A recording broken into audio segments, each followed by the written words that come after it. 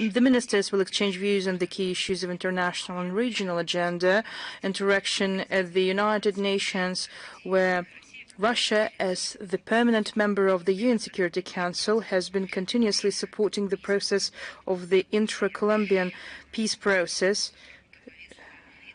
The ministers will touch on the agenda relevant to other international organizations. On November 18th, 19th, Brazil, Rio de Janeiro will host the G20 summit. The Russian President Vladimir Putin instructed our Minister Sergei Lavrov to lead the national delegation. The leaders' meeting will begin with the launch of the Global Alliance Against Hunger and Poverty, which is a flagship initiative of the Brazilian President Lula da Silva. This temporary coordination mechanism aims to expand and to find the way out of bottlenecks in the international cooperation related to food security. Russia intends to announce its participation in the alliance. The G20 reports that the world has enough food resources, but the problem is with the effective access to them.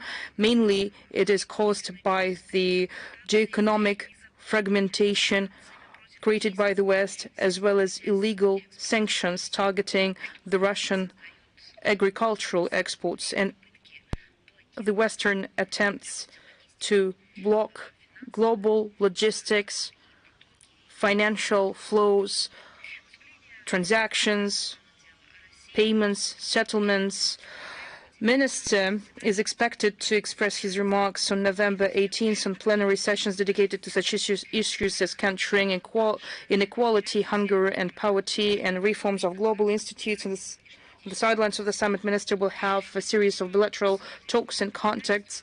The G20 presidency aims to find the common denominator and reasonable compromise and an equitable balance of interests following preceding presidencies held by the countries of the global majority, by India in 2023 and by Indonesia in 2022. Partners firmly adapt the agenda of the Group of 20 to the new configuration of the multipolar world order. The coordination between emerging economies has become more effective. In particular, I'm talking about BRICS countries and dialogue partners. For the first time, the new Development Bank and League of Arab States are invited to attend the meeting, and the African Union has been successfully working at the G20, and I remind you that it was invited last year. From our part, we are ready to promote unifying ideas aimed at the achievement of sustainable development, taking into account various national economic models and strategies. We advocate reasonable energy transition, maintaining open and non-discriminatory international trade, establishment of market mechanisms beyond the control of narrow interests in the spirit of the BRICS Kazan Summit decisions, like the independent grain exchange and mechanisms for financial flows. We are ready to contribute to further depoliticization of the G20. We are ready to condemn the Western double standards. We are ready to fight against the attempts of the United States and their allies to cast a veil over humanitarian crisis in the Gaza and the use of economic tool set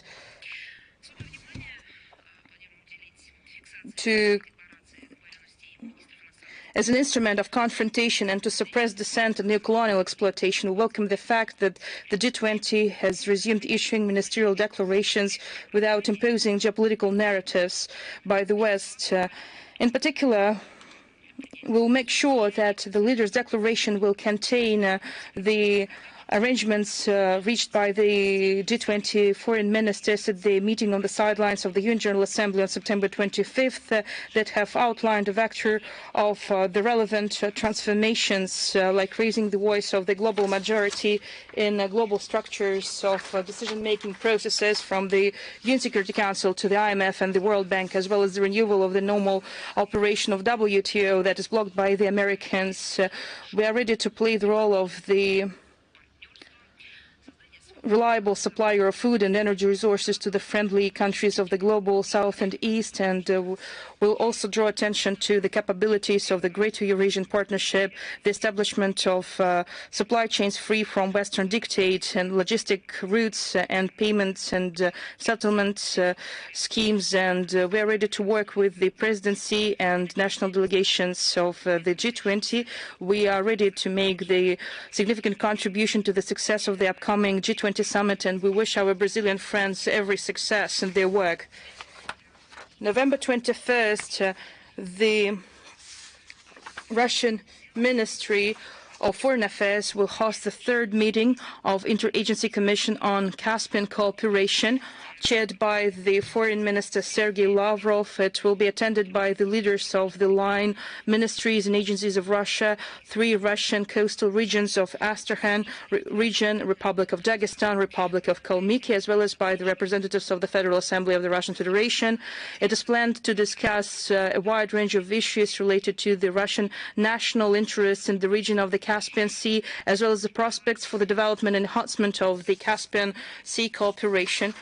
November 21st, 22nd, the Minister Lavrov will pay a working visit to Brest, the Republic of Belarus, to take part in the joint meeting of the collegiums of the Russian and Belarusian foreign ministries. Such meetings, as you know, are held annually since the year 2000, and they serve as an effective mechanism that helps the two countries to synchronize their efforts on the international stage. As part of the event, the countries will continue to coordinate their approaches to cooperation with the countries of the global majority, what we call countries of the global south and global east, in multilateral formats, especially in the SCO and BRICS, and to coordinate joint efforts to counter judicial, legal, and sanctions aggression of the collective West. Participants plan to adopt the resolution and plan of ministerial consultations for the year 2025.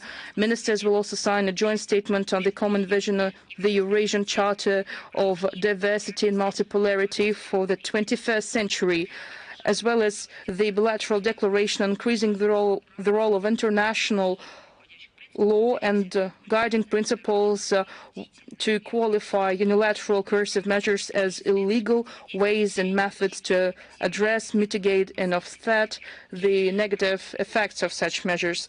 During his stay in Belarus, Sergei Lavrov will have talks with his Belarusian counterpart to exchange views on the relevant issues of bilateral cooperation and international agenda, as well as they will ensure the foreign and political coordination at multilateral venues. They will pay special focus to the diplomatic support for integration processes within the Union State, including the preparations for the Supreme State Council of the Union State that is scheduled for the beginning of December, and that coincides with the 25th anniversary for the signing of the Treaty on the Establishment of the Union State in 1999. Sergei Lavrov will visit a memorial complex, the Brest Fortress, and will lay flowers at the monument to its defenders who took the first strike of Nazi invaders. And this is a memorial complex that have become for many generations of our citizens an example of bravery, persistence, and self-sacrifice in the defense of our human land. And now, moving to international agenda, I'll start with the situation in Ukraine. In the beginning, I would like to say that 10 years ago, on November 14, 2014, the President of Ukraine, Petro Poroshenko, signed a decree number 875/2014, brought into force the decision of the National Security and Defense Council of November 4, 2014, on immediate measures to stabilize the social and economic situation in Donetsk and Lugansk situations. This actually has launched the financial, economic, and transportation blockade in Donbass. its population was isolated by the Kiev regime, and these measures were taken against the residents of the Donbass because its population refused to recognize the dictatorship of radical nationalists who came to power as a result of the anti-constitutional coup d'etat that was orchestrated by the United States, Great Britain, France, Germany, Baltic countries, and Poland too, and other allies. As a result of the coup d'etat orchestrated by these countries that took place in Kiev in February 2014,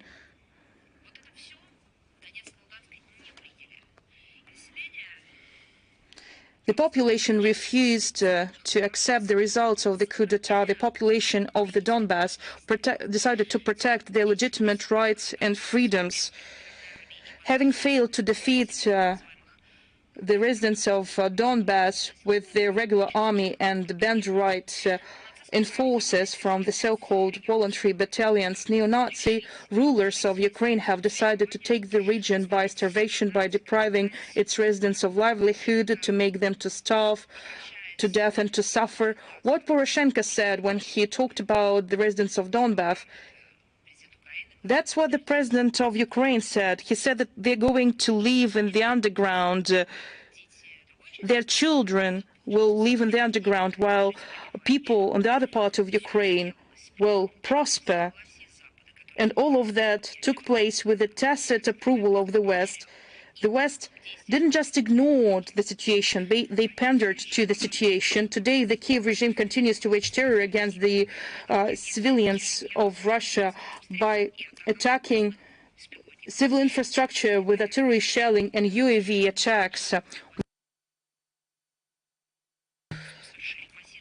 The armed forces of Ukraine have carried out a massive air attack on November 10th. They used in total 84 UAVs. November 8th have become a tragic day for the residents of Korlovka. A suicide drone attack on the service vehicle of the power company killed 2 employees, and the driver sustained heavy injuries. I'm talking about civilians. The detonation of the unexploded cluster bomb killed a woman.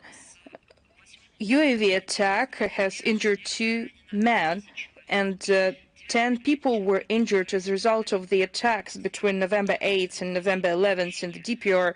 On November 9th, 1 person died and 2 were injured as a result of the barbaric shelling by the Ukraine Nazis of the temporary accommodation center in Novaya Kakhovka, Kherson region. Between November 8th and 12th in the Belgorod region, the Ukrainians attacked civil infrastructure, I repeat, civil infrastructure and residential homes, and they used 231 ammunitions and 110 UAVs. 2 persons died, 11 were wounded on November 9th at the entry to the Stary Hutor village as a result of the car detonation. His wife has received multiple shrapnel wounds. On November 10th, in Shebakina, drones have attacked several houses. A woman in Gorlovka, DPR, have told the mass media about the horrors that she survived when she witnessed how the tank hit residential houses, and later she became a target of the next hit, and she has received a post-concussion syndrome and miraculously survived. The Russian soldiers have registered how Russian nationals and citizens are being harassed and bullied, how people rush into their homes, how their homes are put on fire. Probably the White House, the State Department should turn on their TV and to finally watch those TV channels that they are trying to ban their broadcasting, so that they could finally see what's going on there without any actors, without any show. They will see the real citizens, the real people. This is the TV show that has been going on for years, and it has been taken at the expense of American taxpayers.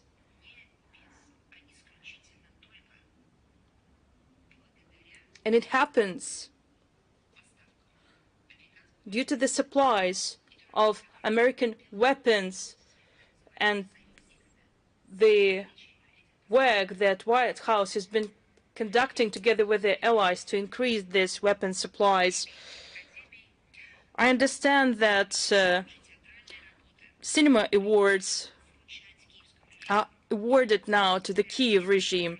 It has become a tradition already. This is a horrible TV series. People deserve to live normally. They deserve to survive. The Russian soldiers who cleaned the Kursk region from the Ukrainian Nazis have once again registered the practice of using by Ukrainians of civilians as living shield after near their military hardware near the village Plechova. All of those responsible to these and other atrocities of the Kiev regime will be prosecuted to the full extent of the law. The Russian courts continue to pass verdicts on Ukrainian neo-Nazis and foreign mercenaries for their military crimes in line with the evidence collected by the Investigative Committee of Russia for shelling civil infrastructure. Again, I repeat, civil infrastructure of Mariupol from March 2nd to April 2nd, 2022. The Supreme Court of the DPR has sentenced 8 fighters of the Ukrainian mortar platoon, Sivits, Galatsky, Bulav, Zharenka, Bilak, Boshkov, Bey, and Kyrilenko to prison term of 15 to 17 years. The mastermind and the leader of the attack in 2018 on the Russian Center for Science and Culture in Kiev, leader of the Ukrainian national radical organization Black Committee, Bogdan Titskoy, was sentenced in absentia to 14 years of prison. He was proven guilty of committing crimes punished by the Russian Criminal Code, in particular public calls to carry out terrorist activities, organization and management of the attack on the official premises of persons using international protection. It was established that on February 18, 2018, Bogdan Titsky has led the attack where 300 extremists had thrown stones and staining liquids at the building of the Russian Center of Science and Culture in Ukraine, and they broke window glasses, and they have put anti-Russian graffitis on the facade by inflicting material damage to the property. We have installed criminal investigation against a mercenary in Georgia, Alexei Bibichadze. Over the long period of time, he has been training mercenaries, and he was directly involved in the armed conflict on the territory of our country. It was established that together with our foreign mercenaries and Ukrainians in August, he entered the Kursk region and he intimidated the population and has inflicted the significant property damage and destabilized the work of authorities and committed crimes that are aimed at the murder and attempted murder of civilians.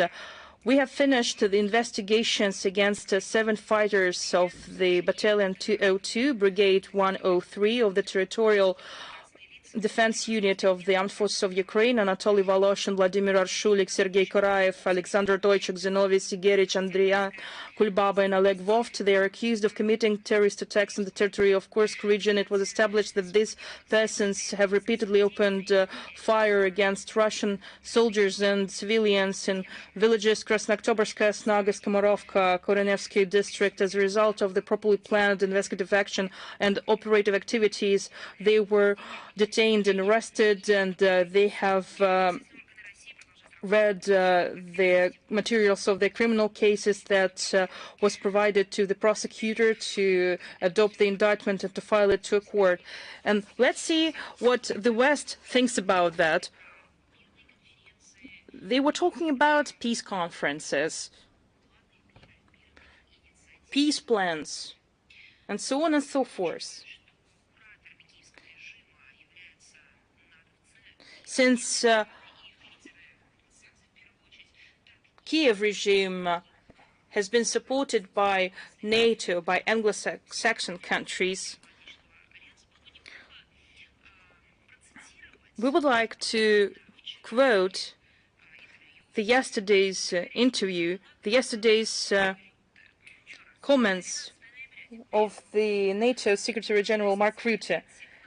He said that we need to reaffirm our commitment to continue our course of war. Just how we can connect the organization of pseudo-peace conferences and promotion of some peace initiatives with the declared course to continue to wage war. Well, it can be easily combined in one head, because one of this statement is false, because Western countries and their sponsors on the Bankowe Street disguised as their peace initiatives. I believe that any state and any journalist, any public figure should read the statements of Mark Rutte, so that the next time when Zelensky or someone else on the Bankowe Street, or when their curators in the Foreign Office, Downing Street, Brussels, Paris, White House, when they will tell the international community about peace initiatives, they'll just need to remember that Mark Rutte on November 12th, he said that we, NATO countries, should do more than just retain Ukraine in the struggle. We need to increase the price for Putin and his authoritarian friends. This is the official statement of NATO. This is not the call to de-escalate the situation. This is not a call to have peace talks or to address the situation. This is a call to continue the bloody war. This is the statements are supported, made by other countries in their national capacities. All of these countries are saying that the same path should be continued. Just look at the statement made by the High Representative of the Union for Foreign Affairs and Security Policy, who made a farewell visit to Kiev on November 9th. He supported the provision of the massive military assistance to the armed forces of Ukraine, and he supported to lift restrictions on strikes deep inside Russia. I think they made a mistake when he was appointed as the top diplomat of the European Union. Instead, he should have been responsible for supplying weapons to Ukraine. He said that I have been constantly pushing for more and faster. This have been my permanent call, and it's still true. More military support, more training capacities, more money, faster supplies, and also the permission to strike the enemy's military targets on its territory. Again, these are the words of Joseph Borrell All of that confirms that the West has no plans to build peace. They still intend to continue to wage a hybrid war against our country with the help of Ukraine and until the last Ukrainian. Just look, November 7th, Budapest hosted the fourth summit of the European political community, which was attended by Zelensky as well. He tried to use its venue to promote the threadbare narratives in the spirit of the dead-end peace formula. He stated that it was unacceptable to have a ceasefire and any concessions for Russia are unacceptable.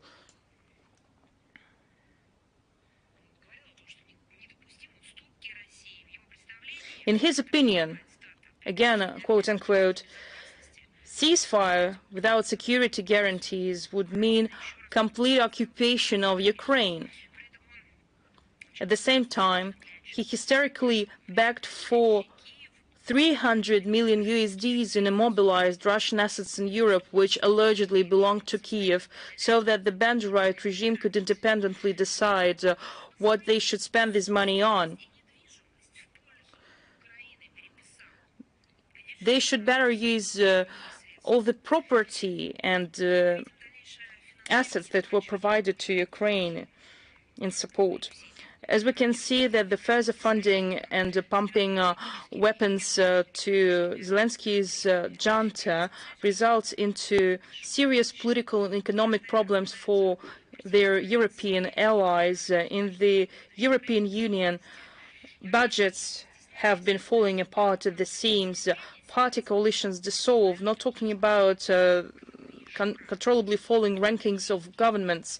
Europeans are even ashamed to broadcast Zelensky's remarks live because they understand that this official from Ukraine is only interested in money but not in the fate of the Ukrainian people. The question is when they will understand that the fate of the people of Ukraine and Ukraine itself has never been of interest to Zelensky. He has only been interested in its political ambitions, and Zelensky has actually been used by the West. We noted the publications in the British mass media about the intentions of Prime Minister of Great Britain Keir Starmer and French President Emmanuel Macron to try to convince the incumbent President of the United States, Joe Biden, to authorize Kiev to attack Russia with Storm Shadow missiles before the inauguration of Donald Trump.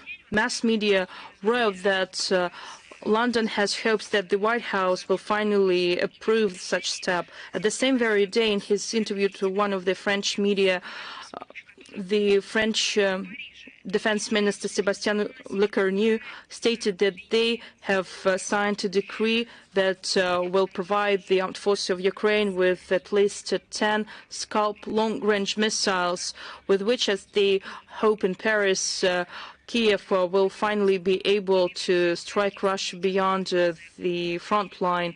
With these publications coincided with the information that emerged in the Ukrainian social media that Zelensky's regime intends to pass off Western missiles as Ukrainian-made products by changing its labels so that later they could attack Russia with them.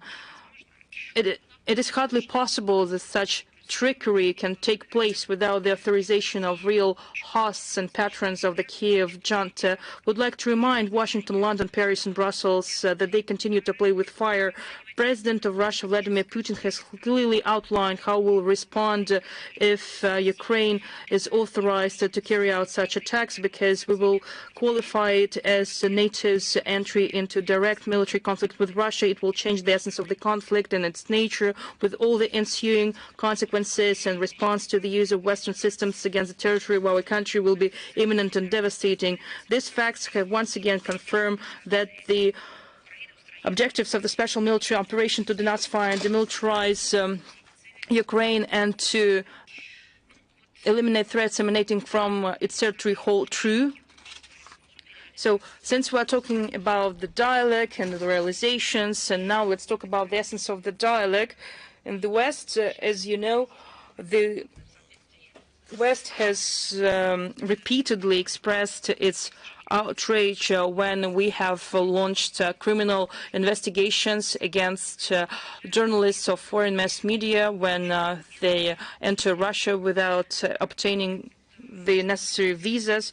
But they are so outraged as if their journalists are not bound by the applicable legislation of the country where they work. Yes, indeed. We are also obliged to watch their reports as well in the territory of Russia, read their articles, follow their materials in the social networks. This is a part of our work. And in their materials, they justified the aggression of Ukrainian forces. So they never show the Russian prisoners of war, and they will never show the desecration of the monuments of those perished during the World War II. They will never tell about the Valdas Bartkevičius. This is the Lithuanian activist from the Friends of Russia, Friends of Ukraine. So he favors a complete ban on Russian language and culture in his country and in other European countries. Last December, he desecrated a monument to the poet Alexander Pushkin in Vilnius. So this is the much suffering poet. In March this year, he publicly justified the terrorist attack in Caucasus City Hall and brought a bucket of faces to spontaneously established memorial to the victims of the terrorist attacks at Caucasus City Hall outside the Russian embassy in Vilnius. It would be more correct to call him a right-wing extremist. Now it's very hard for me to pronounce and to say this. It's just a pain, big pain.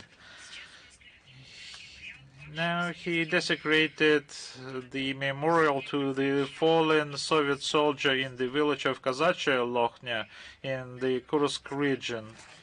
Probably I have to say how he did it. Because of the monstrous act, he has just urinated on the memorial. Not just in the vicinity, close to the memorial, it's just directly on the tombs of those people who liberated the European countries from Nazis. Does anyone else think that the aims of the special military operation, denazification, demilitarization in Ukraine are made up in gracious abstraction? The Western mainstream pretends that there are no neo-Nazis from all over Europe and from all over the world who were sent by the Western countries to Ukraine.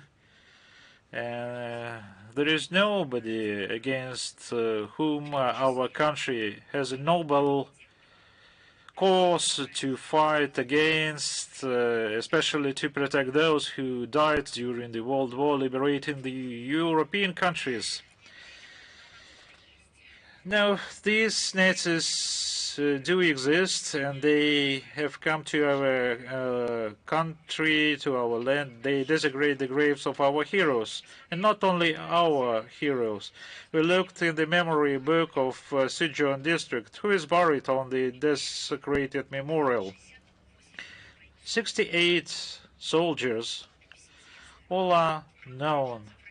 In addition to natives of Russian regions, Moscow, Khabarovsk, Sverdlovsk, Yaroslav, Kursk regions, Krasnoyarsk, Stavropol, Krasnodar territories, Gorky, Tambov, Belgorod, Kirov, Irkutsk, Ryazan regions, Tatar, Chuvash republics, Lugansk. There are also soldiers from Uzbekistan, Asanov, Khamankul, Tajiv, Tursun, Kazakhstan, by Makhatov, Jishak, Kyrgyzstan, Borisenko Pyotr Kononovich, Azerbaijan,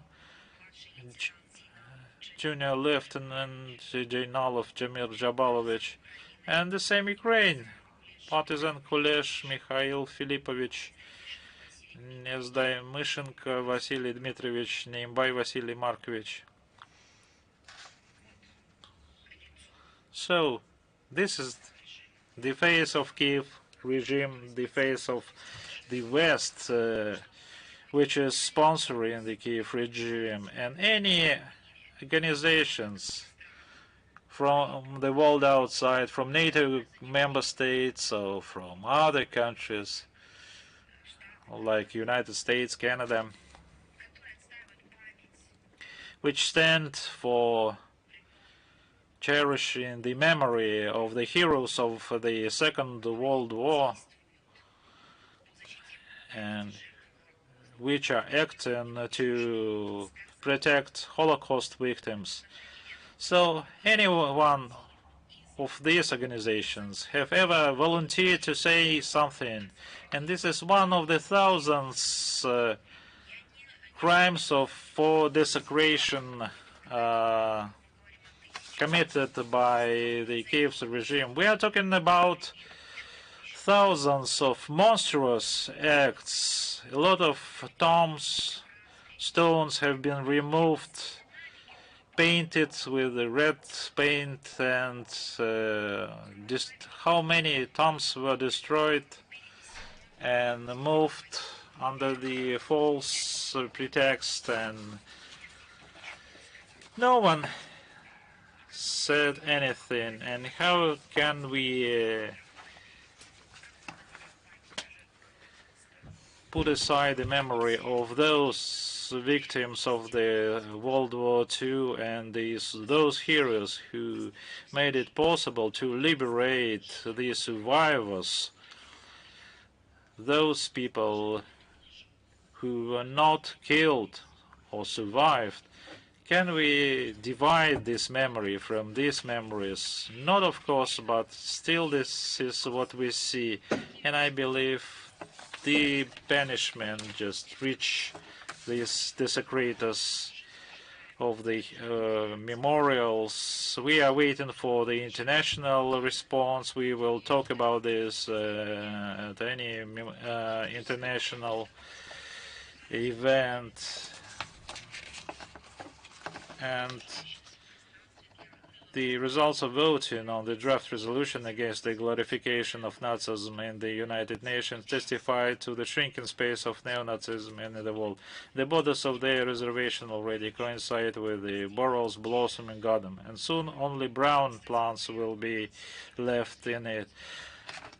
Talking about the voting in the United Nations, we published the detailed results of this voting on our website. Now on the situation in Moldova, I will tell you how the, not people, but regime just sneaked to the power. They just voted for this resolution. We continue to follow the situation in Moldova. We see, as independent experts point out, the inconclusive results of the recent presidential elections and the referendum on EU membership have become not an incentive for the Moldovan authorities, and the entire electoral processes are turning not into the matter to rethink about the future of the country, but rather an aggressive promotion of the thesis about non-existent Russian threat. On November this year, during a visit to Moldovan Foreign Ministry, Russian Ambassador Oleg Ozarev has handed a note of protest against Russia's alleged interference of Moldova's electoral process with an aim of distorting these results. Claiming that Russia allegedly launched 2 unmanned aerial vehicles on November 10th this year in Kasheny and Rusheny districts. We already commented on this on November 11th. No evidence was presented by the ruling regime, And it's not possible because there are no absolutely evidence on that. And obviously there will be none. Such tactics fully corresponds to the behavior of the Western curators or handlers of the Moldovan authorities. It is in the West that they are accustomed to make an accusation in a style of highly likely. We firmly reject the unsubstantiated accusations by official Chisinau. The real background is very clear. This is done in order to justify the forced conversion or transfer of Moldova to so-called European standards. In fact, this is just European rails going to abysm. Their real essence consists in suppression of democracy and freedom of speech, militarization of the country. On November 6, criminal proceedings against main electoral rival of Maia Sandu, former Moldovan prosecutor Alexandru Stoyanoglu. On November 10th, the leadership of Moldovan police admitted to the pro-government media that thousands of people were under special surveillance. I just would like to remind you that similar pre-electoral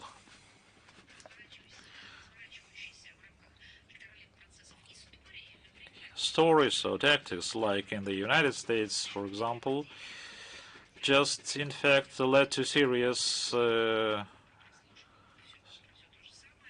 consequences like Watergate, taping, and so on. But at that time it was recognized as the violation of human rights with the specific conclusions drawn, and today it is regarded as a normal situation by the Western countries, ignoring this fact. It's not a big deal. Sandu's regime just tapped what the political rivals or opponents were saying. It's a normal case. So Moldova's pulling towards NATO continues. Lithuania claimed to provide military tactical assistance and the allocation of up to 2 million euros annually for a period of next 2 years. On October 31st, the Moldovan and Norwegian defense ministers signed an agreement on intention to strengthen defense partnership, as well as development of the programs to strengthen Moldova's defense capabilities. The same document was signed with Sweden.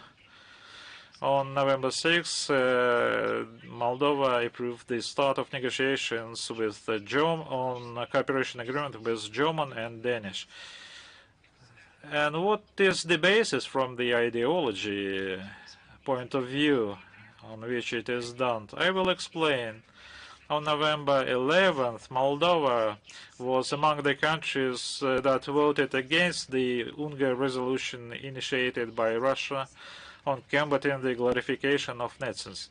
This is the basis for that, not anything else. This position of Moldovan authorities is no longer surprising. It is with the approval that the work on whitewashing the Third Reich collaborators in Moldova is in full swing. Last October, in Leova district, a memorial cross was erected with military honors, and 12 graves were landscaped at the place of death in 1941. Probably you can guess that we are talking about the heroes who would like to save their region from enemies. No. 2 Romanian soldiers who invaded the USSR in the phalanxes of Hitler's ally. And now they have the memorial, having the memorial crosses. On November 11th, another cemetery of Romanian heroes who died for the liberation of Bessarabia in July 1941 in Ciuciuli, Glodeni district was opened. It's obvious that the purpose of this disastrous course which the West is now imposing on Moldova is to bring a deep split into Moldovan society, to divide and weaken in order to use it for the geopolitical issues. Fortunately, the outcome or impact of these actions is the opposite. The pressure of the West and the mockery of historical memory is rejected by Moldovans who consolidate to defend the sovereignty of their country. And they tune to cooperation with Russia, a proven friend and partner. We have always been and we will remain for the Moldovan people.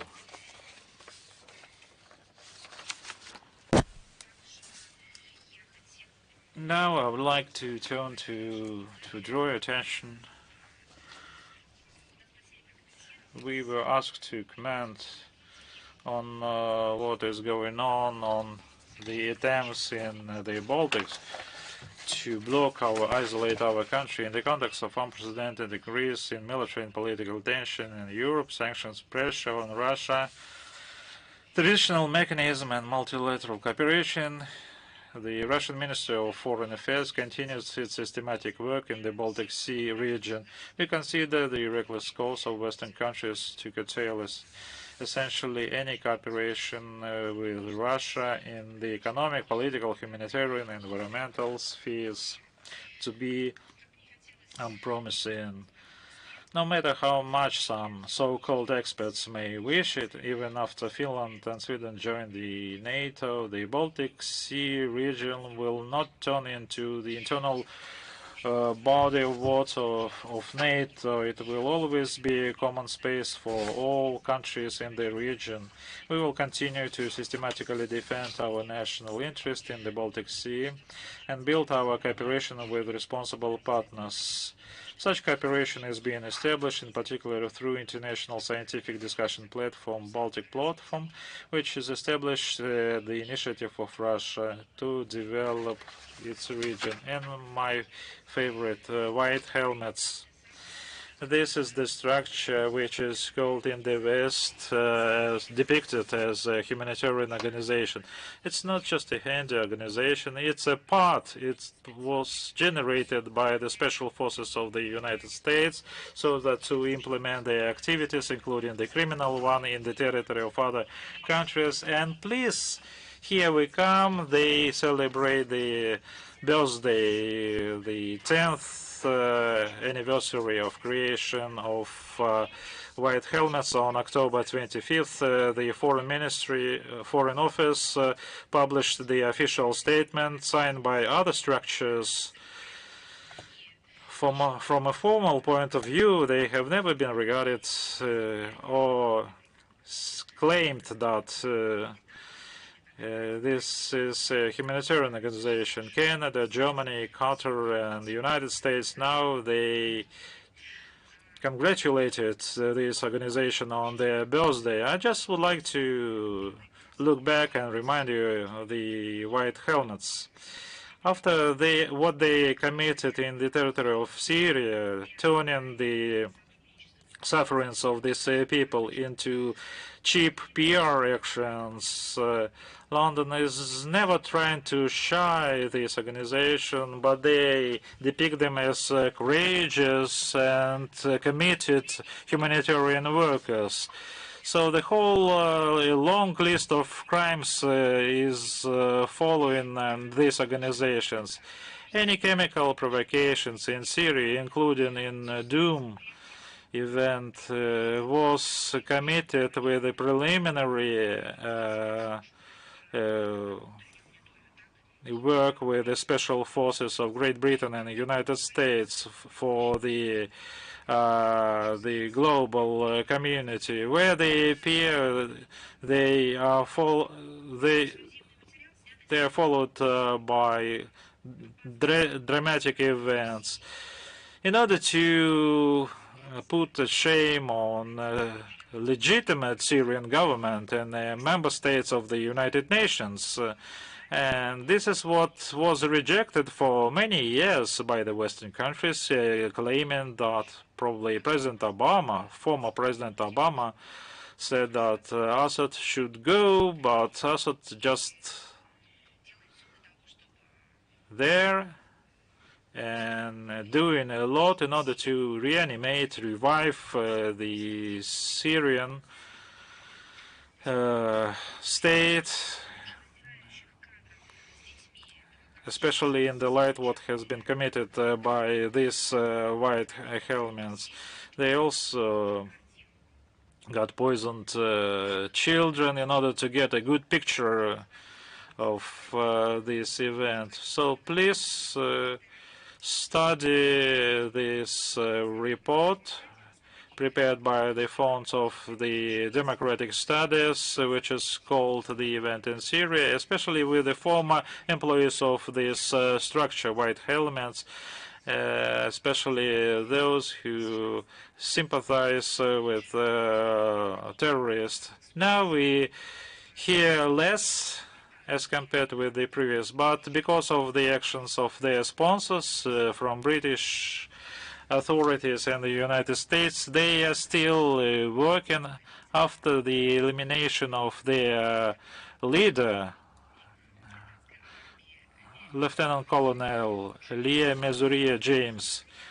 So after his eliminations, after his death in mysterious circumstances, Great Britain continued co-financing these organizations, and for the last 2 years, London spent transfer 3 million pounds, according to the official statistics. But of the count, there could be the number could be even higher with this financial speculation. So the volunteers, in brackets, got through grey schemes, through mediators. Probably it's not possible to say.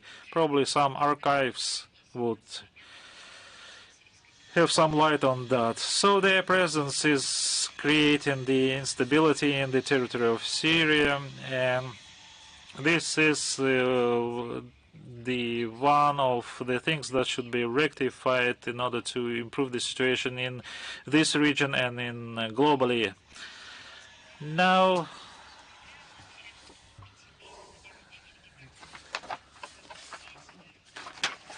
on November 16th, we celebrate the 105th anniversary of the birth of the legendary diplomat, statesman, and scientist Anatoly Dobrynin. He had a glorious diplomatic path for a century to the post of the USSR ambassador to the United States. We published this information on our website. And of course, we are going to celebrate in informational field in this. And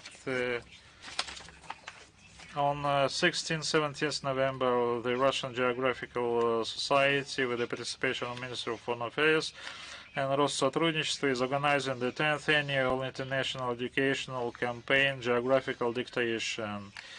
It is focused on popularization of geographical knowledge and interest in science and natural heritage. More than 10,000 sites around the world have already joined this large-scale educational campaign. This year, in addition to traditional venues such as schools, universities, and libraries, religious organizations of various denominations are participating. This diversity shows that the interest in the geography and history of one's native country unites people regardless of their religions and occupation.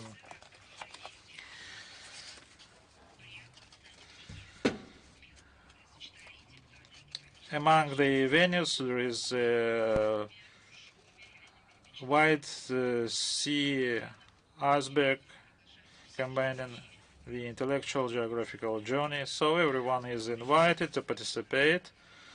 Not about the iceberg. These are the graduates of Russian universities, representative of association, compatriots and societies of friendship with Russia. All information is on the website. And on November 10th, we will have the dialogue on 2.0 fakes. This is organized by NGOs dialogue, It was attended by the international experts, academia, in combating with the falsification and fakes on the internet. We believe that would be very interesting event once again, and we are going to take an active part in it. We have something to say it, and for many years we have been holding website and fake, which contains the false information about Russia with corrections. We had the same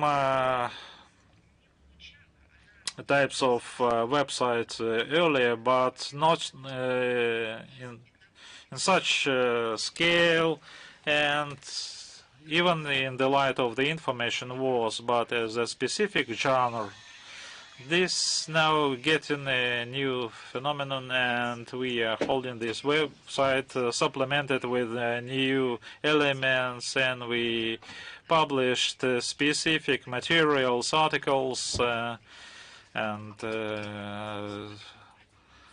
extracts of the information. Today we are going to publish special reviews, combining special information publications, and present sort of digests of these fakes. But I must say that using this opportunity, we would like to invite all the representatives of mass media, and if we some representative of the special editions are tuned to this briefing and they're waiting for us, it would be very interesting to talk to them with the professionals who are specialized on this topic. The reference to the website is will be contained in the text of this text. In Ufa, we will have the 20th Forum of Inter-Regional Cooperation between Russia and Kazakhstan. The event is organized by the Ministry of Economic Development of Russia and Government of Republic of Baltics and Ministry of Trade and Integration of Kazakhstan. It is held annually to maintain and develop economic, cultural, and humanitarian ties between two countries. Traditionally, it is attended by representatives of business, scientific, and social circles, ministries, heads of subjects of Russia and Kazakhstan. As a result of the forum in Kostanay last year, 5 inter-regional documents on cooperation were signed, as well as commercial agreements on the production of lifting equipment and food industry in amount of 7.7 billion rubles. A rich business and cultural program awaits the guest of 20th Forum. I'm envious of that. During these 2 days discussions, they would focus on potential of trade and economic cooperations, expansion of interregional ties. UFA knows how to host this event. This time, the hospitality would be at the same level. The exposition of the lifting and heavy gear equipment will be there, and the huge exhibition with various stands will be present. We also provide information on the official portal, so the participants could see the potential of Bashkortostan's and the Forum Youth Entrepreneurship of Russia and Kazakhstan bring together about 300 participants.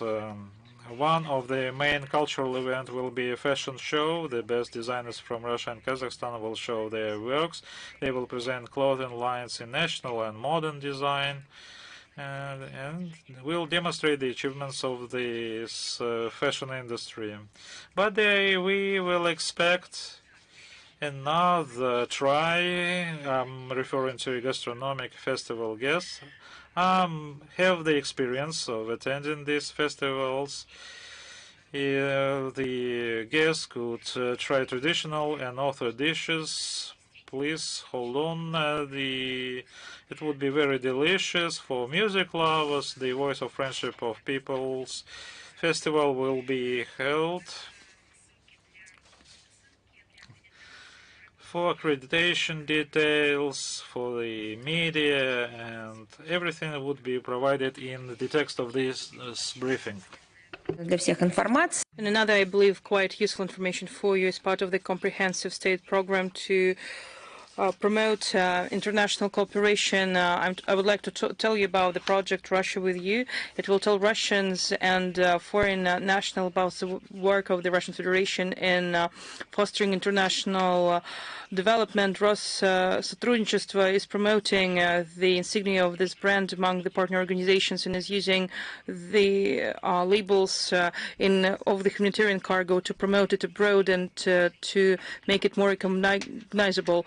Will also has launched a portal on fostering international development, RussiaForProgress.com, with the map of humanitarian projects and the open access to the brand book Russia Together with You.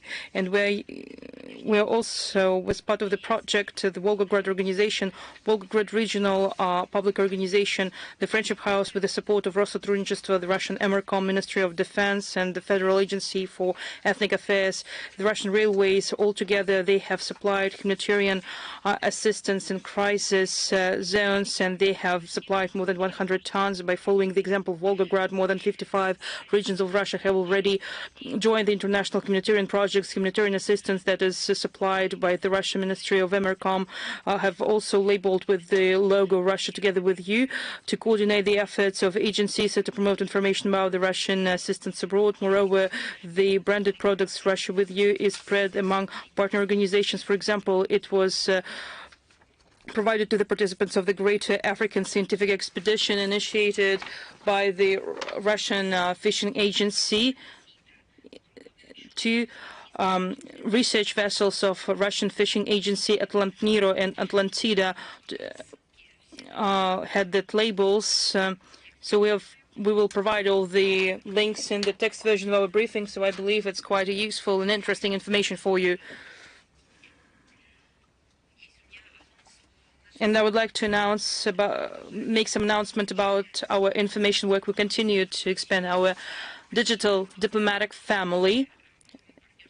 Before the first ministerial conference of the Russia-Africa Partnership Forum was organized, we have launched the Telegram channel of the Russian Foreign Ministry in French. Now, our friends, primarily from Africa, like-minded countries and people all over the globe, and those who have genuine interest in Russian positions and key issues of global agenda can acquire credible and impartial information about the Russian foreign policy, to read and to watch remarks and statements of the leadership of our country and of our ministry without distortions and paraphrase. So they could provide information directly, and they can avoid the paraphrase by the biased mainstream French media. They can avoid now artificial barriers and the Western censorship. The Telegram channel of the Russian Foreign Ministry now exists in the French language, and we will provide information about rich culture, achievements of our country and beauties of our beautiful country, apart from covering issues of the international agenda. Please subscribe, bienvenue, and again, you'll find a link in the text version of the briefing. I would like to speak on one topic in particular, and I would like to speak to journalists, those who are listening to our briefing online and those who are going to read our briefing later. And this is the announcement for the journalist communities, unions, associations in general. UNESCO Secretariat and Director General Azule continue to ostentatiously ignore the crimes of Kiev regime committed against Russian journalists, including targeted killings, terrorist acts, and attempted murders. We are outraged by another draft report, again, it's a draft report that was presented by the Director General of UNESCO, and it will be submitted to the International Program of Communications Development on November 21st, 22nd in Paris. This report was made out of some information and data, but these reports and this information is biased, and we know where it comes from politically biased Western or pro-Western non-governmental organizations. The report totally ignores the killings of Russian media workers, and it doesn't reflect the real situation with the security and safety of journalists and the issue of impunity for crimes committed against mass media workers. The methodology of the report is quite controversial because it has biased criteria that allow to determine what journalists killed journalists should be praised or shouldn't be praised. How is it even possible? So, for example, if a Western journalist was killed, then he deserves to be mentioned by Ms. Azoulay, but maybe a journalist from another country is killed, then he shouldn't be mentioned. The statistics in the report says that in the period between 2022-2023, no Russian journalist was killed. You have no shame, Ms. Azoulay. In this situation, you have no intellect.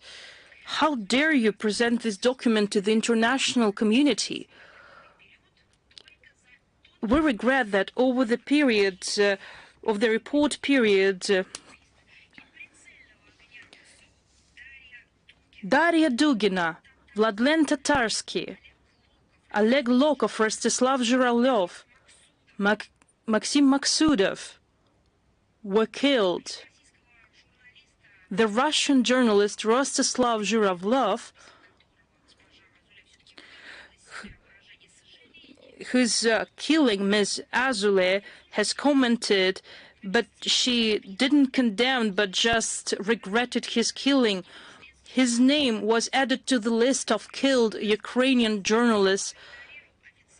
UNESCO has ignored the official list of persecutions and killings of Russian journalists.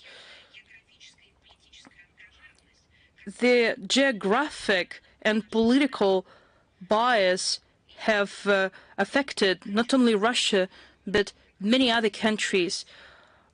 I would like to support and to defend not only Russian journalists, but I would like to speak about all those who were ignored by Ms. Azoulay because they represent other countries.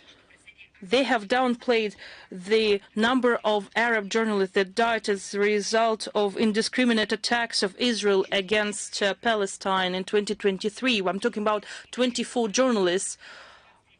At the end of 2023, 97 violent murders were recorded of foreign journalists.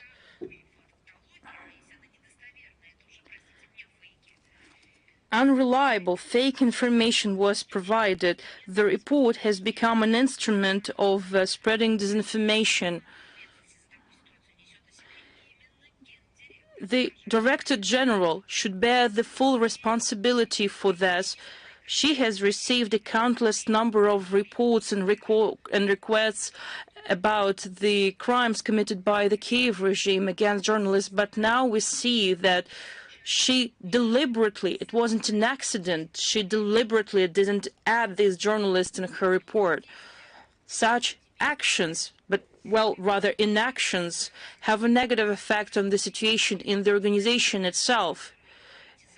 It provokes the politicization, polarization of opinions, and actually the UNESCO steps away from its own mandate, because it steps away from its distinctness in the UNESCO's charter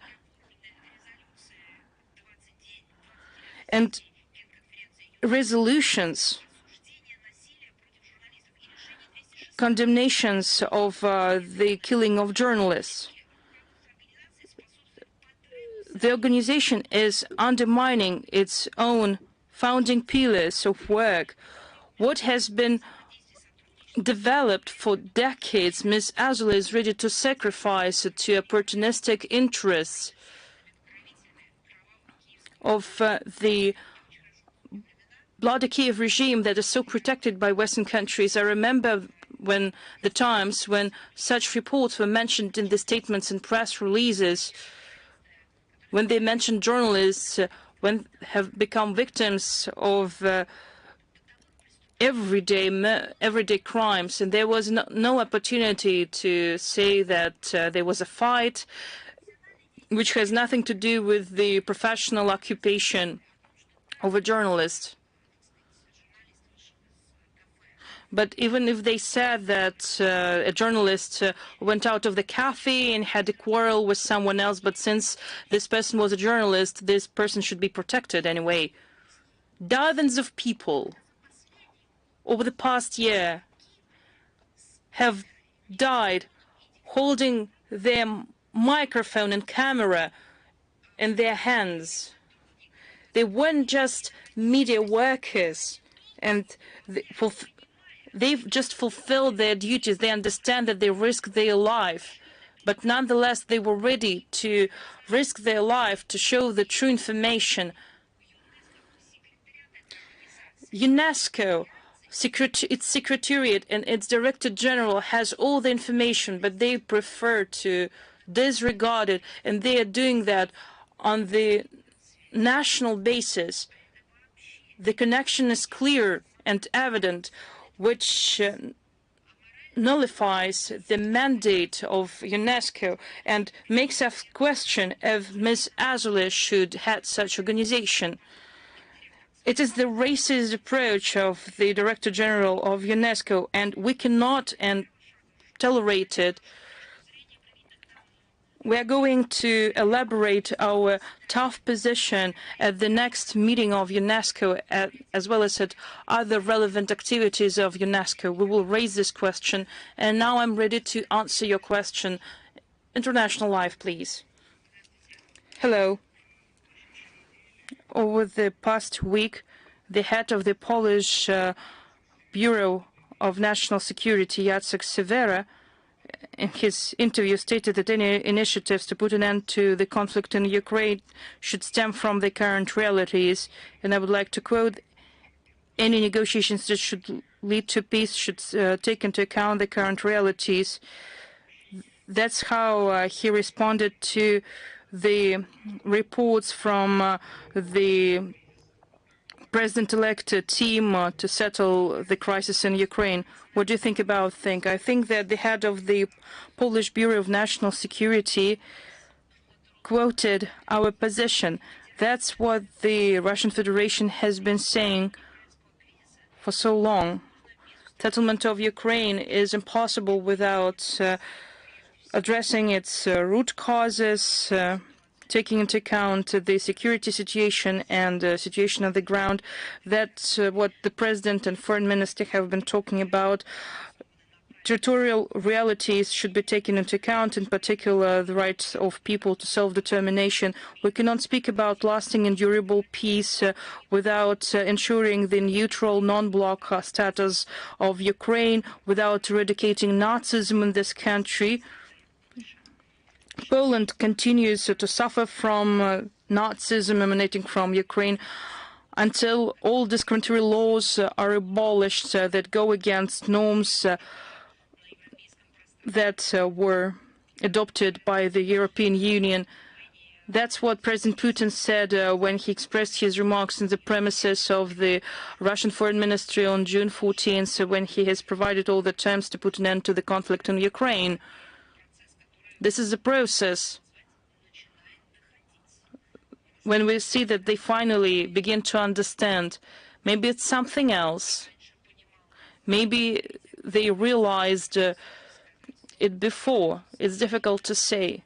But I think that we have everything here, realities on the ground, realities in the budgets of countries of the EU, realities on their ground, given the processes taking place in their country, and the Russian arguments and positions. I think that they have been listening to them, but they just pretended that they didn't listen.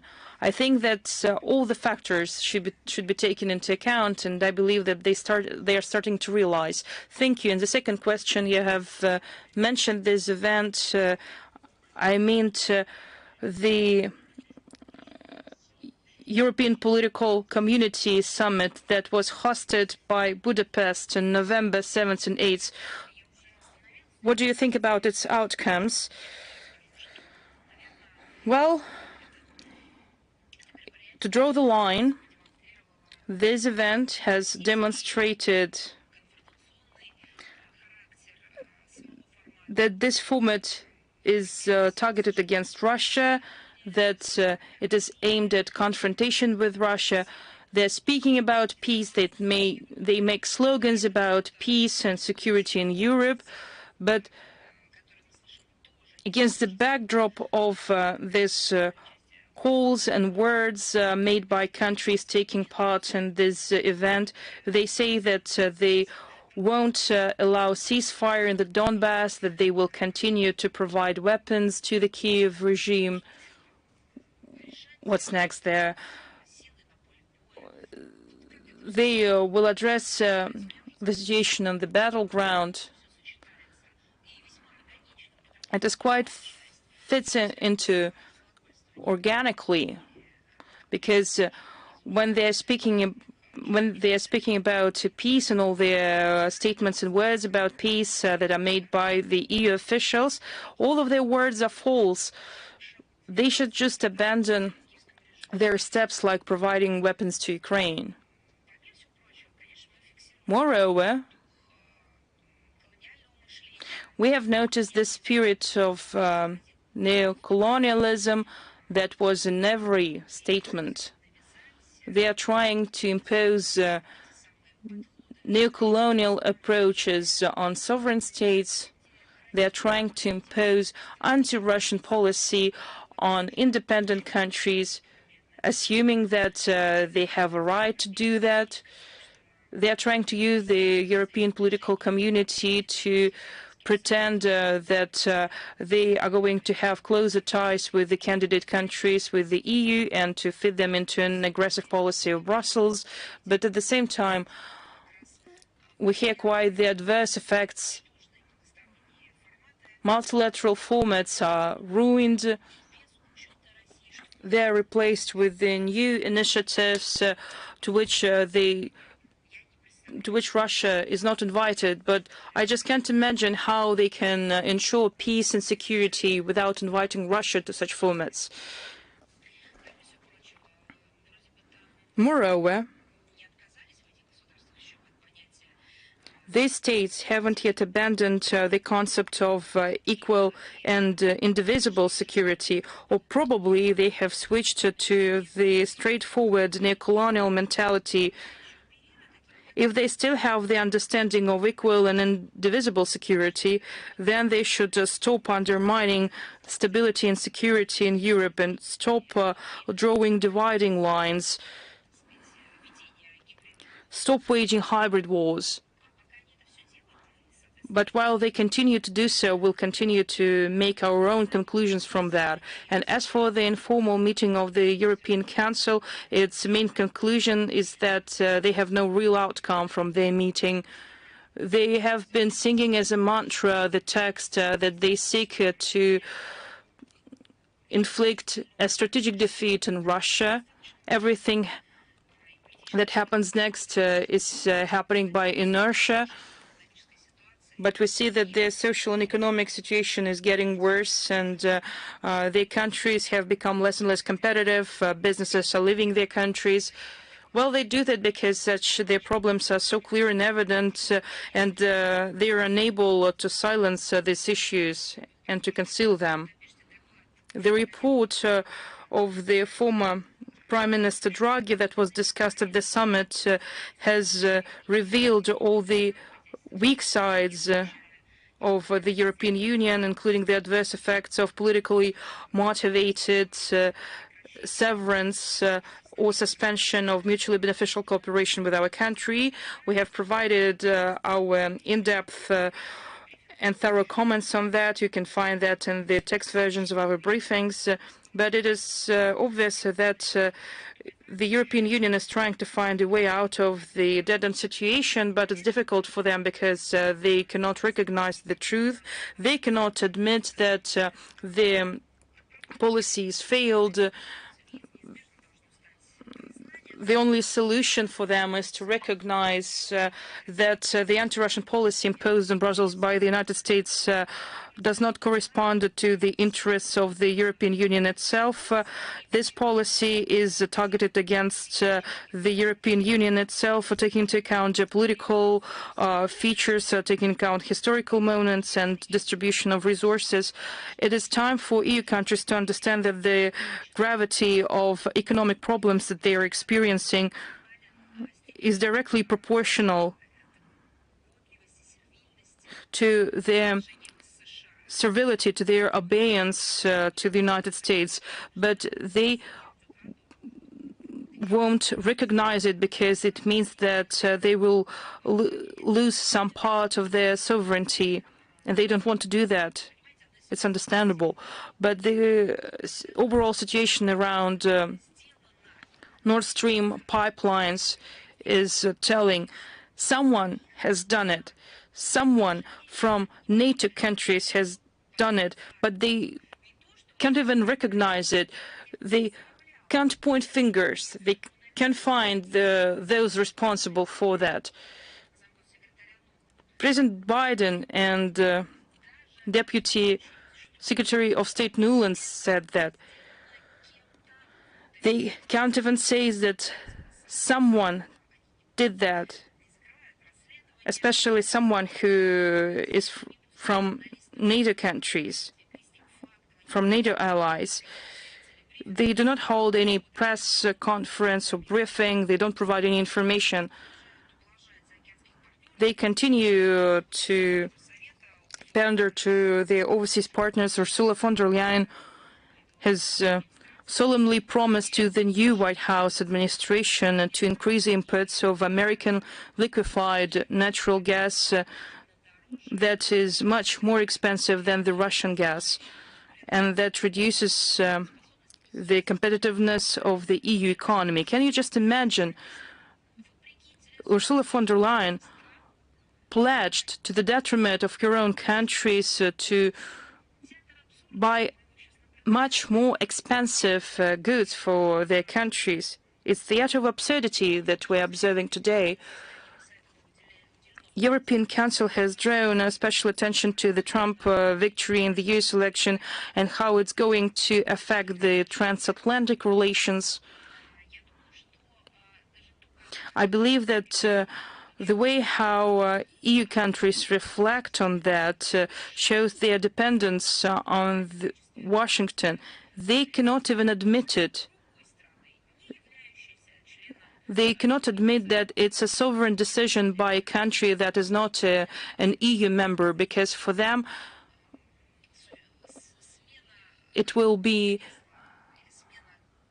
a change of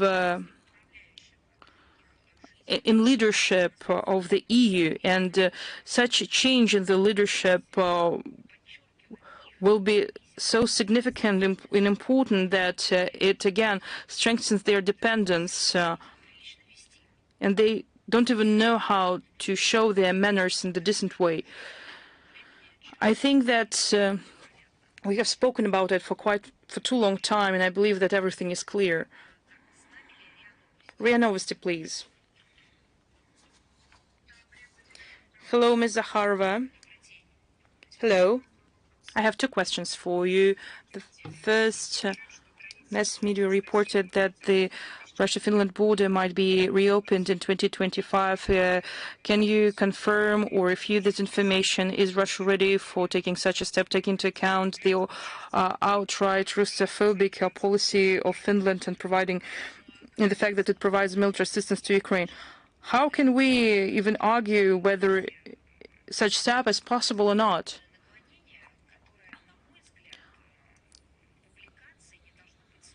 If publications shouldn't use conditionals here, because it's up to Finnish authorities to decide.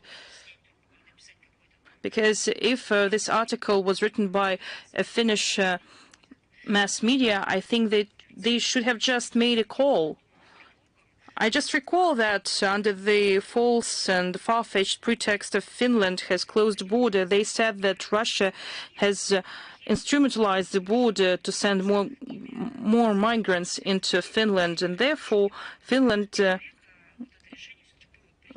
has decided to totally close border crossing checkpoint to uphold human rights. This is the ongoing position of the Finnish authorities, and I believe that we should go away from empty discussions, and we need to respond to the official statements of the Finnish authorities. The question should be asked to Helsinki: are they ready to reopen the border or not? Because we have already said that this decision is politically motivated. The decision was taken without having any consultations with the Russian Federation, that is open for dialogue with Helsinki to ensure the operation of the joint border. I think that there is quite an interesting detail in question that could be the answer of the question. To open the border and to make the lives of our citizens more comfortable, Finnish authorities should stop the Russophobic fervor and to give the sensible assessments if the reopening of borders will meet the interests of their own citizens. Let's not think about Russian citizens. They just need to think first and foremost about their own citizens. Will that decision promote their own economy? And I think that this Finnish mass media should pose these questions to the Finnish authorities. I think it is obvious that such decision won't promote humanitarian cooperation and people-to-people contacts, but anyway, we would like to receive an official reply from the Finnish authorities so that journalists wouldn't write assumptions in their statements.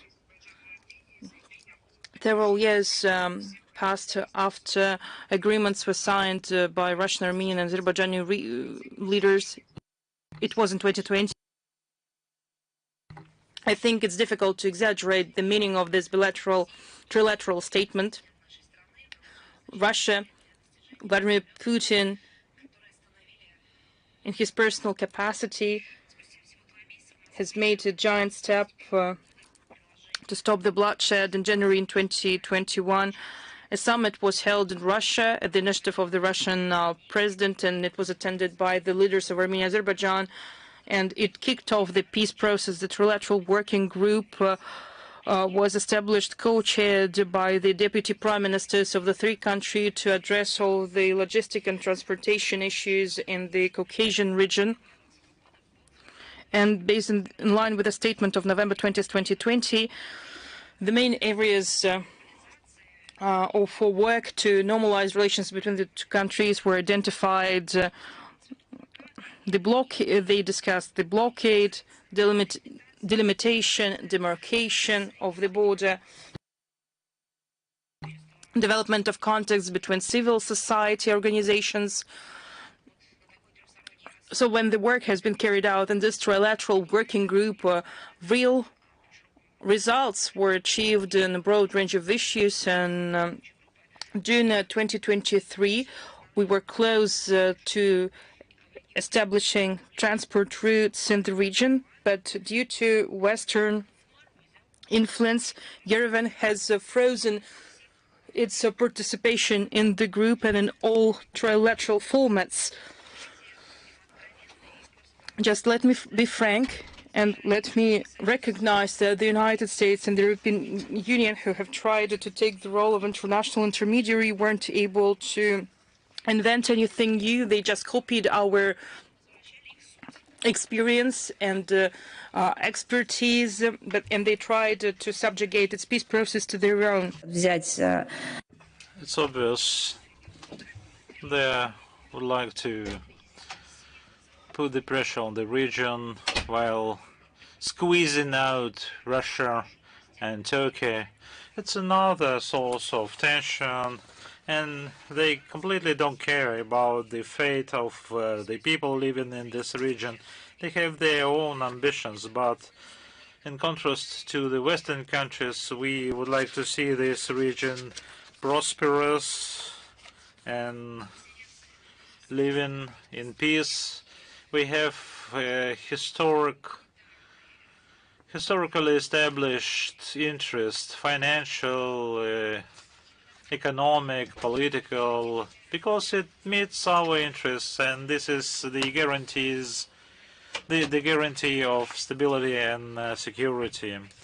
In this part, the Russian Federation is prepared to support both Azerbaijan and Armenia in order to reach the high-level agreement. Do we have media corporation of China? Yes, we have also two questions.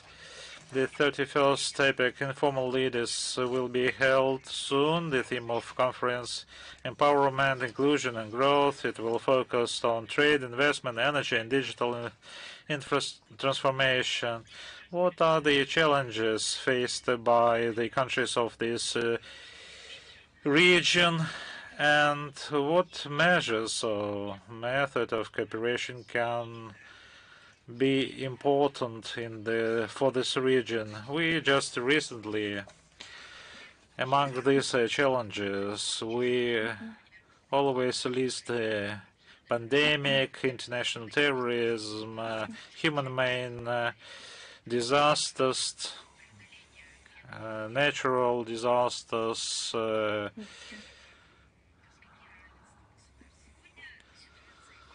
inequality between the states, and combating hunger and so on. But judging by the historic course taken into account, wars, colonization, historic roots of establishment of this prosperous or blossoming garden. So instead of these challenges, now we face the human-made disasters like information wars, economic sanctions as a tool of the economic war, the elimination or destruction of the security architecture, sometimes suffered. So the Western countries are not showing any shyness and be limited by international law. We would like to see the balanced, mutually beneficial, equitable and inclusive dialogue in APR. A significant obstacle to progress, as I said, is the responsible policy of the Western countries. Their attempts to use neocolonialism or colonial revenge to maintain their former dominance. I just mentioned them. I'm referring to protectionism, which is running counter to their values, unilateral sanctions, trade barriers, unfair competition, which have led to the disruption of global supply chains, soaring inflation and prices, and the demise of understanding of the people, companies, or corporations about the ways of development. And we see the persistent attempts by the collective West to realize its geopolitical ambitions by artificially fragmenting the regional space on the principle of divide and rule, promoting NATO ideology while suppressing the political advantages. We see the only effective method of overcoming these challenges as uniting the efforts of the world majority countries to increase their contribution. And the APEC forum plays a central role in building practical regional cooperation.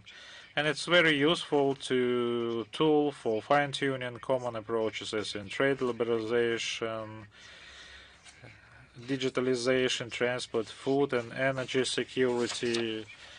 And I would like to stress the efficiency of the Russian-China nexus on the APEC platform. We have managed to set a positive tone for the forum's efforts to overcome challenges in the global economy and prevent the social economic mandate from being diluted. We see good prospects for increasing our constructive cooperation in the interest of building an open, dynamic, viable, including and peaceful Asia-Pacific community in accordance with the Patrajaya Guidelines, APEC Patrajaya Guidelines 2040. Today, the development prospects of Asia-Pacific region largely depend on whether it will follow the path of cooperation and interconnectedness, which are harmonized by international law, or it will turn to the trajectory of the so-called interaction, not to the detriment of others, or turn to the trajectory of Western narratives and turn into the Indo-Pacific project oriented towards the creation and maintenance of an America-centric system. So, in other words, neocolonialism. So they focused on fragmentation of the regional political economic space, the disruption of established trade and supply chains, and the reformatting of decade-old economic ties. They are doing and using various tools like unfair competition, disregard of any agreements, and implementation of any forms of regional trade wars. And these actions put the states away from the established goals, which are stable and positive economic growth, dynamic economic growth. They are diverting them without reaching those goals inside the region, agreed by the countries of the region. Why? Once again, we're coming back to the unfair competition. The Western countries are lagging behind technologically. That is why it's very difficult to keep up. And that is why they use the whole range of measures in order to pull back the growth, economic growth of these countries and those lost opportunities for their own development, and where NATO appears wait for a disaster. Thank you very much. In Guangdong, the 15th China Air Show is being held. 47 countries from various regions are taking part. The Russian Su-55, Sukhoi 57 fighter jet also showing its debut. Can you comment and what are the advantages of this air show? I believe it's up to the expert to comment on that. The flight of this Sukhoi 57 demonstrated its superior qualities. And of course, we welcome all economic cooperation on equal footing with shared values. And this air show China in Zhuhai in 1996 reached quite a success, and everyone can show their own achievement, like Russia. And we see the achievements not only of the Chinese aerospace industry, but also the latest advanced developments of the world leading aerospace companies like Russian companies. And Russian companies are playing a leading role in this process. And as you are aware of the fact that Russia regularly takes part in this Zhuhai Air Show, which contributes to strengthening of industrial cooperation, promotion of domestic products on the markets of China, and this striking international debut of Sukhoi 57 speaks eloquently for itself and about our achievements. Rotem, are you with us? Maria Vladimirovna, Rita with you, and we have a question which deals with the information which we get from our sources. And our sources are claiming that Russian, US, and Iranian diplomats are working on security proposals that would ensure a ceasefire in Lebanon. In particular, allegedly, Russia is expected to guarantee Israel will stop supplying Hezbollah with weapons from Iran, and that Syria will not use its territory or armed forces for such supplies. My question is Russia involved in such negotiations? If yes, can you share some light on that? What I can say is that this aggravated situation in Israel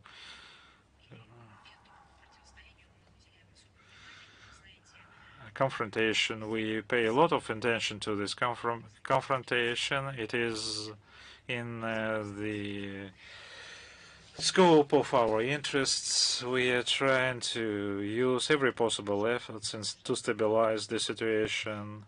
I'm referring to the international and diplomatic efforts, as well as we're trying to get the hostages free and end up the bloodshed. I'm not aware of the sources you're referring to. It's very difficult to comment on what they're alleging, but it's difficult for me. But if I got additional information, I will come back to you. Thank you very much. Al-Mayedin.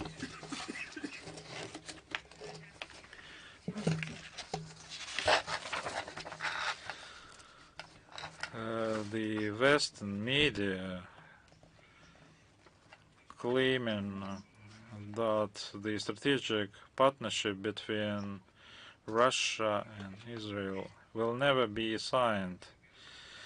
We don't believe the Western media, and we would like to get this information from the trustworthy sources. Are we going to expect the signing of this agreement? They are self-disposing. If you read the online media making screenshot, or please save this information. The dissemination of specific authors of this speculative information tuned to create the impression about the rift in the relations between Tehran and Moscow. It's being developed quite intensively, successfully. We will continue to develop this cooperation, and please do not have any doubts regarding EU intergovernmental treaty on strategic partnership between these two countries. It is prepared. It's drafted. It will be signed in Kazan, as Russian President said, with the participation of Prime Minister of Iran, and it will be signed in a non-environment by these two countries. Thank you very much.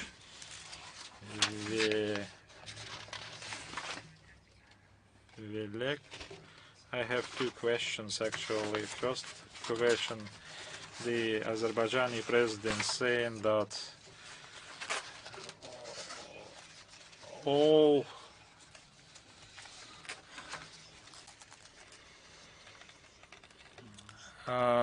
all co-chairs have been behind Armenia for 30 years, and that although the great powers that were not members of the OSCE Minsk group stated that there was no military solution to Armenian-Azerbaijan conflict, but still he also added that the 44-day war and attack on Artsakh, the expulsion of the Armenian population, is not only a defeat for Armenia, but also a bitter or humiliating defeat.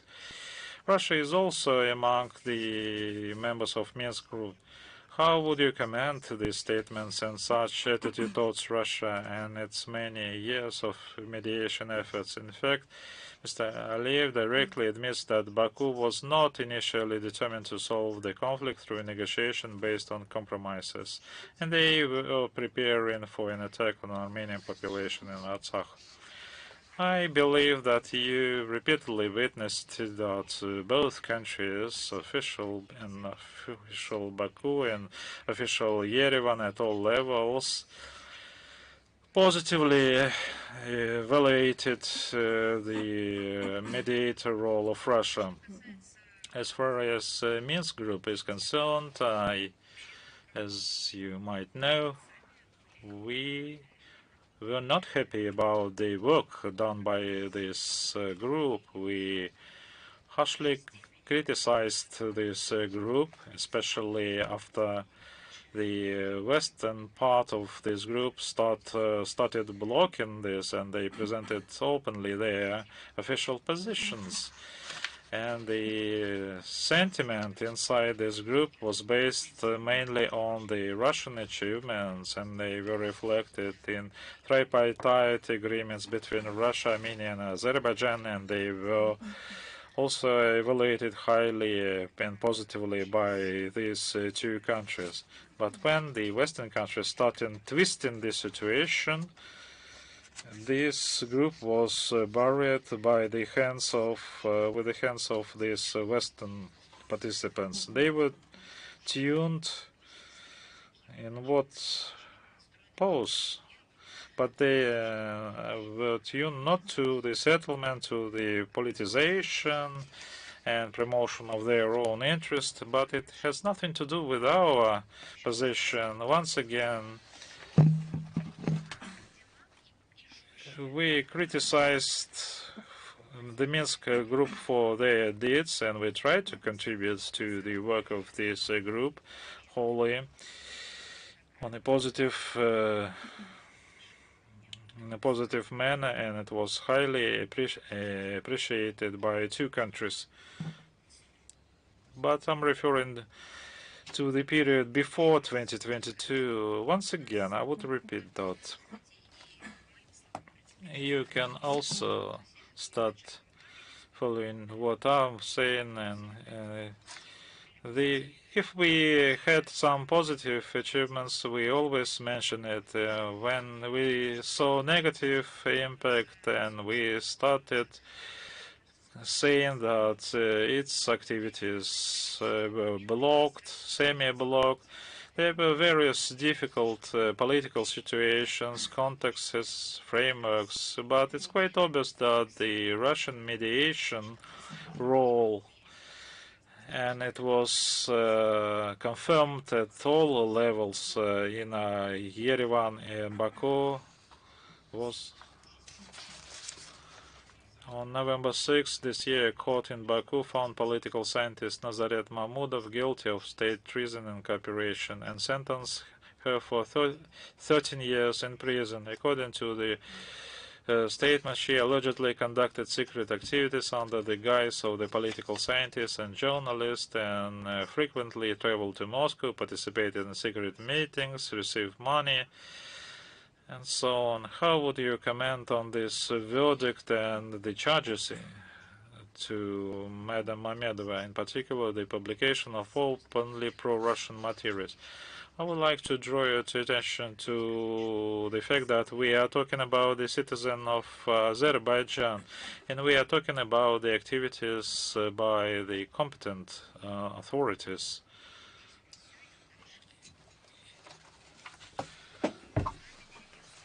News.ru, are you with us? Maria Vladimirovna, News.ru. Pavel Vorobyov, we have only one question. You mentioned about the situation that British authorities are hoping to persuade Joe Biden to authorize the use of Western long-range weapons to strike deep into Russia, and Sullivan said that Biden would ask President-elect Trump not to cut off aid to Ukraine. At the same time, as spokesperson for Trump's staff said that he wants to organize talks between Russia and Ukraine on the first day of his new presidential term. How does, in your opinion, Moscow react, should Moscow react to such contradictory expectations from Trump's presidency? The key is assess this controversial. Stop assessing controversial forthcoming events. We need to assess the specific steps that have been made, or if we are talking about intentions, they should be officially stated, and then we can officially assess or make assessments of that. If we are talking hypothetically about something that is going to happen, then this is up to the presidential landscape. Let's leave it for their own discretion. We are a self-sustained state. We respect international law. We are open for promotion of mutually beneficial, on the basis of international law, relations with all countries of the world. And we have demonstrated this and supported with our actions for as long as our history goes. We know how to defend ourselves and protect our rights, specifically on the basis of the international law. And our history seen a lot of things when we relied on what we heard, not on the deeds. And now we proceed from specific steps, deeds, and this is what we will be guided by in our future actions. Thank you very much. Just to clarify, elaborate, can you elaborate that what President-elect Trump is claiming, that he will stop this war just on the very first day? I would just devoted the whole monologue to answer to these questions. It was assessed by President Putin during the Valdite statement. So we need to assess by the deeds, not by words. The Greater Asia. We have two questions actually for today. How would you comment on the information that has appeared in media that November this year, the period within which, according to the decree of November 22nd, 23rd, persons accepted for Russian citizenship have taken the oath of citizenship of the Russian Federation will expire on November 21st, not 22nd. This decree is going to expire, the decree number 889,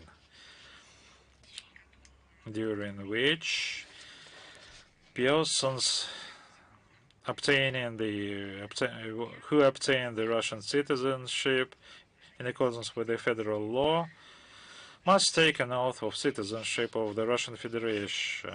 What we are talking about, this requirement to take the oath was introduced into Russian law in September 2017 and applies to all applicants who have reached the age of 18.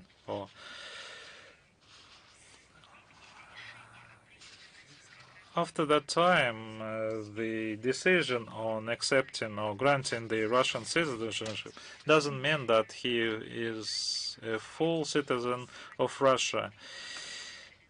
This citizenship is regarded as a full citizenship after the oath taken.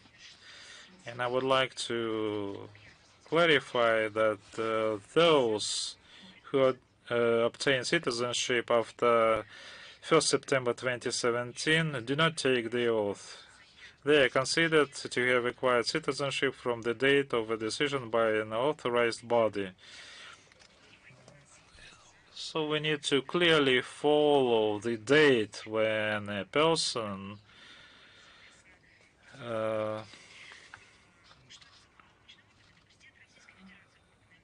received this citizenship. Authorized bodies mean the President of Russia, bodies of Ministry of Internal Affairs, diplomatic missions. In this regard, we urge compatriots who obtain the citizenship or applied for the citizenship from September 2017 to November 22nd, 2023, and who have not taken the oath to immediately contact the Russian Foreign Office where the application for citizenship was submitted on this issue. And we would like to emphasize, if such persons fail to take the oath within the period up to the November 21st this year, they will be deemed not to have acquired Russian Federation citizenship, and decisions on their admission or to citizenship will be invalid or void. Once again, we are talking about the people after they have reached the age of 18. And thank you. Second question. What could you say about UN industrial development projects in Ukraine, and what is Russia's attitude to them? The total value of these industrial development organization projects UNIDO in Ukraine amounts to 36.7 million USD. The total value of the United Nations projects in Ukraine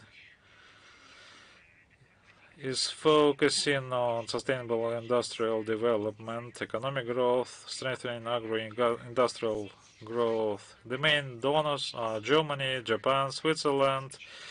A pool of 39 national experts have been established in Ukraine. We recognize the development need in Ukraine. In this context, our country does not hinder activities aimed at meeting them by United Nations or by UNIDO, provided that these projects are not of a political nature and implemented in accordance with the mandate of United Nations agencies. But this money I mentioned is not comparable with the billions of USD which are intended for killings and destruction of Ukrainian citizens and Ukrainian property. Vestnik Caucasus. We have one question. How does Russia assess the holding of COP29 in Baku and significance of the initiatives put forward by Azerbaijan to combat climate change. Of course, we welcome the holding of the 29th session of the Conference of the Parties of the UN Framework Convention on Climate Change in Baku from 11, which being held from 11th to 22nd November. We highly appreciate the efforts of Azerbaijan as the hosting chair of this conference.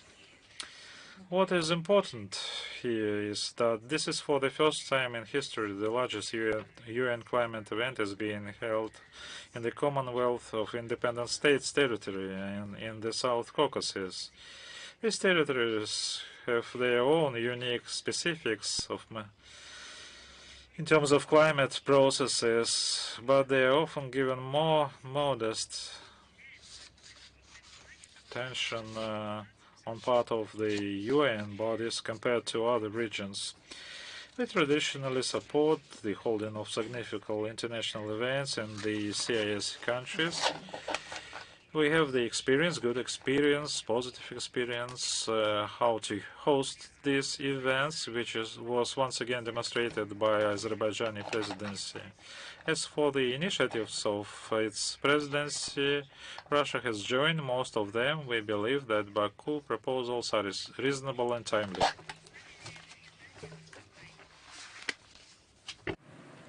After I, please. Are you there?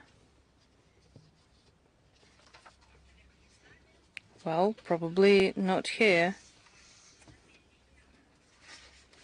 Voice of the Fatherland, please. Yes, hello, Ms. Zakharova. At one of the previous briefings, you have told us about Elena Chesakova.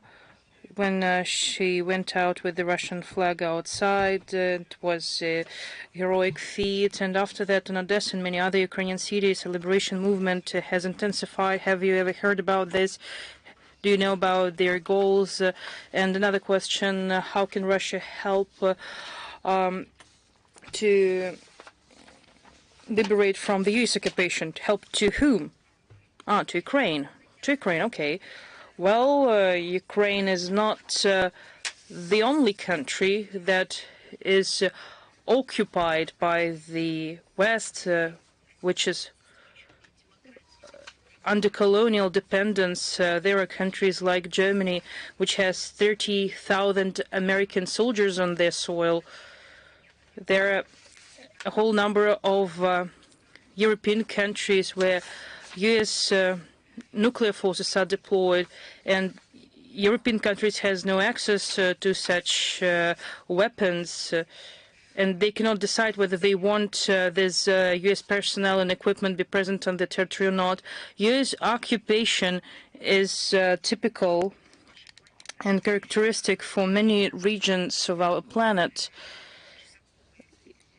As for Yelena Chesakova, it is true that this issue was commented by our ministry and by other ministries and agencies and many public figures. I know that as of now she is under house arrest in line with the Ukrainian legislation, and she could be in prison for 3 years in line with the article for the justification of the armed aggression of Russia against Ukraine. In this context, it is difficult to provide any other support because, as far as you know, there is no Russian embassy or consulate of Russia in Ukraine. We have seen mass media reports with references to her mother. She said that her lawyer advised her to accept the guilt and to change her political ideas, but she hasn't rejected her political ideas. I don't know how the situation is going to evolve in the future. I understand what the Kiev regime and Western curators are doing to people. We have seen the example of many Russian people. We have reading their memoirs, in particular written by Victor But and Maria Butina. They have told us about the Western democracy There is no other assessment. This position is commendable. It is a manifestation of civil courage. I'm confident that she has done it in the interests of peoples who live in Ukraine for generations. And historically, it has been done in many parts of the world. I've told you that by carrying out the special military operation and by pursuing these principles, we are acting not just for the sake of our own security and principles. We have been upholding what the world and civilizations have been developing as their intrinsic values. We know that millions of Ukrainians share the views and positions of Yelena Chesnakova. You're right that she has found forces to do that, powers to do that.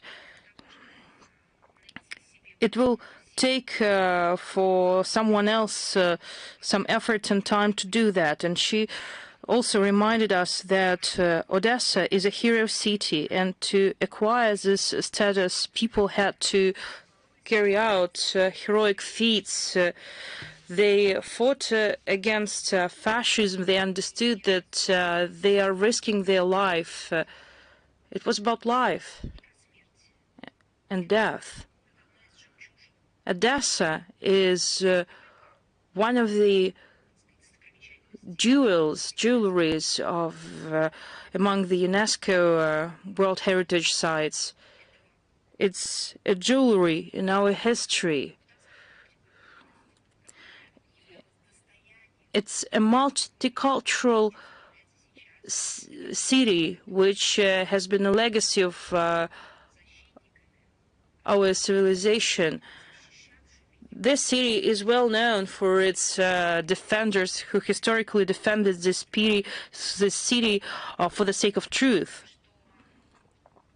We understand that she found powers to do that, and people followed her.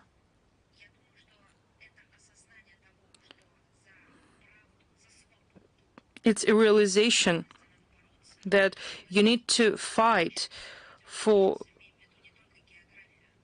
truth, and such processes are taking place across the world.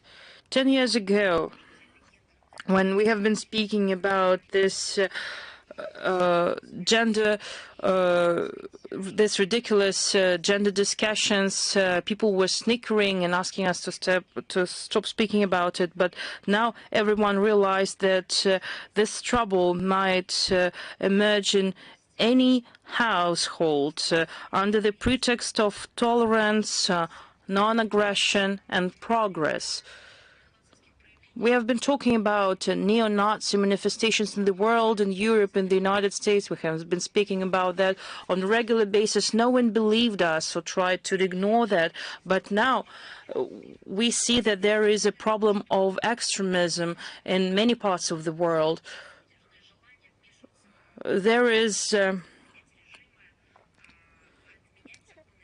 desire, a strong desire to change regimes, and it results in an increased risk of terrorism. No one believed us when we talked about that during the Arab Spring and the coup d'etat in Kiev, but now everyone realized that they need to think about the security of their states before it gets too late. And I think that her act has motivated and encouraged many people. And I have another question for you. What is the fate of the BRICS Kazan Declaration? And it should be sent to the United Nations. What we expect from the United Nations, what is going to do with the document and how it's going to change the world. First, I would like to start with the United Nations. This declaration was circulated as the official UN document Secretary General attended the Outreach BRICS Plus meeting, where he noted the strengthening multilateralism to ensure security. And third, this declaration is a historical document which reflects the common approaches of BRICS states after the BRICS expansion, and we were able to reflect many results under the Russian chairship in many areas: defense, economy, finance, culture, humanitarian cooperation, many other areas. And we have outlined objectives for our work in the near future. The line ministries and agencies responsible for the sectoral cooperation have already started to make certain steps to implement all the necessary projects, and we will give the baton to the Brazilian chairship, and they will realize all of these projects in the next year. BRICS is a unique platform, and it is open to everyone who shares its goals and principles. BRICS, again, is a unique organization that has no secretariat and no charter, and it's possible to take part in its various mechanisms, projects as part of ministries, business circles, academic circles, and all of that was reflected in the Kazan Declaration that you mentioned.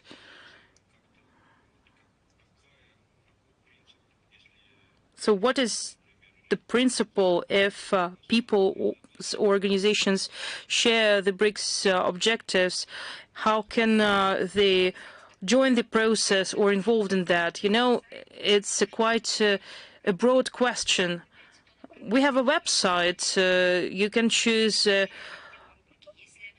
area of work that could be of interest to you, and you can consult the website. But if you haven't found any necessary or interesting area of work, again, you can write us a letter and we'll try to help you. Again, as I've told you, it's evolving. It's not just a structure that have been working for decades and now has a refined mechanism of work, and one or two members join this organization every 5 years. This association has recently been established, and just out of the blue, it was expanded, and the number of members has doubled. And it all happened despite all the troubles caused by the West, and the West still continues to cause troubles for BRICS. These formats are just evolving, in particular when it comes to cooperation between civil society organizations. BRICS TV, for example, is another civil initiative that emerged as an initiative of a civil society, and it was approved by BRICS members, and now this initiative has been developing, as we mentioned at the previous briefing. Again, if you have any specific questions, you can write us and we'll try to help you. Thank you very much. Just in case, I'll ask again, after are you there? If not, we'll reply to you in private. Okay, thank you.